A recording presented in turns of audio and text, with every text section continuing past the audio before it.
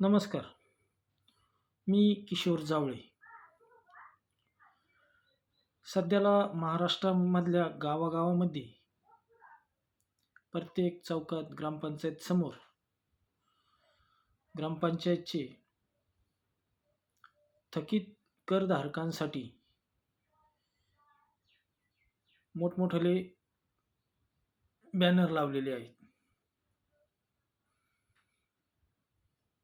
थकीत करधारकांसाठी 50% कर माफ करण्यात आलेला आहे. परंतु प्रश्न हा आहे की वर्षानुवर्षे ह्या बाक्या थकतात कशा? ज्यांनी आजपर्यंत कुठलीही बाकी थकून न देता रेग्युलर ग्रामपंचायतींचा, नगरपालिकांचा कर भरला असेल, अशा करधारकांचे काय? याच्यातून गावगाड्यामध्ये संदेश काय जातो या गोष्टीचा आपण विचार करायला पाहिजे.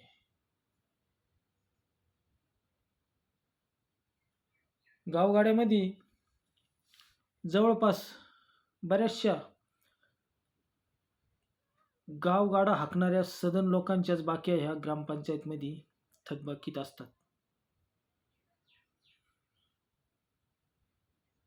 आणि गोरगरीब लोक हे कायमच आपली नळपट्टी असन, घरपट्टी असन किंवा इतर कुठलाही कर असेल, ग्रामपंचायतीनं तगाद्याला लावल्यानंतर ती 100% आपली बाकी भरतात.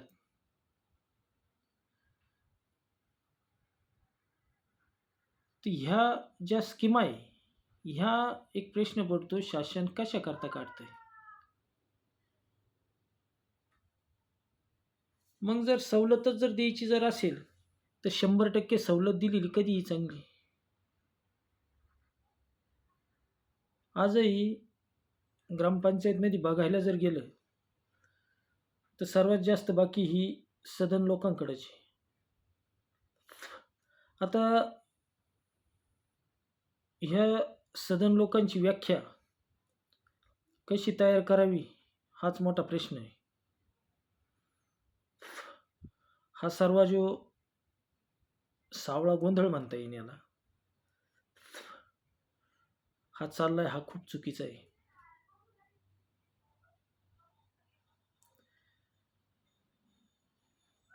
कुठेतरी हे थांबलं पाहिजे. आणि ग्रामपंचायतची बाकी तरी काय असते हो? लय झालं तर वर्षाला 1000-2000 रुपये नळपट्टी आणि काहीतरी प्रमाणात 100-500 रुपये घरपट्टी, याच्या पलीकडे तर काही बाकी नसते. आणि वर्षाला आपण 2,500-3 हजार रुपये जर ग्रामपंचायतला जर भरत जर नसेल तर ग्रामपंचायतकडून आपल्याला कुठल्याही प्रकारची सुविधांसाठी अपेक्षा करणं सुद्धा चुकीचं आहे.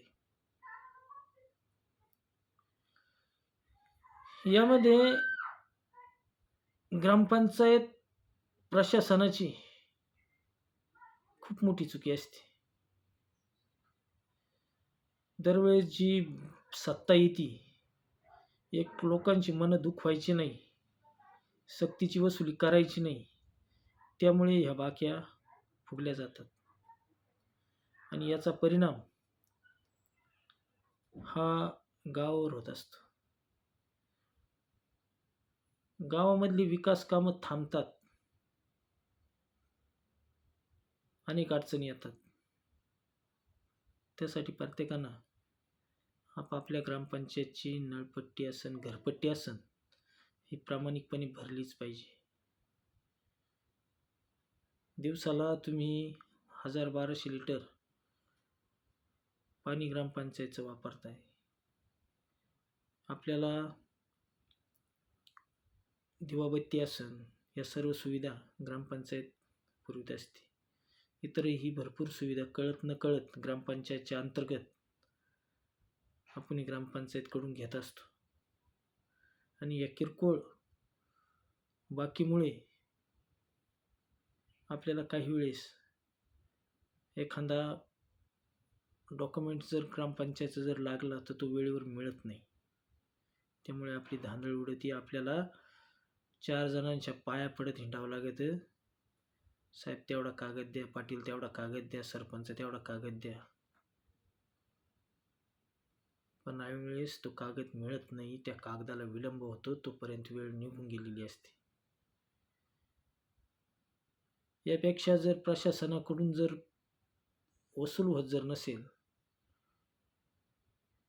तर ह्या वसुलीचा ठेका खाजगी ठेका दिलेला कधीही चांगला.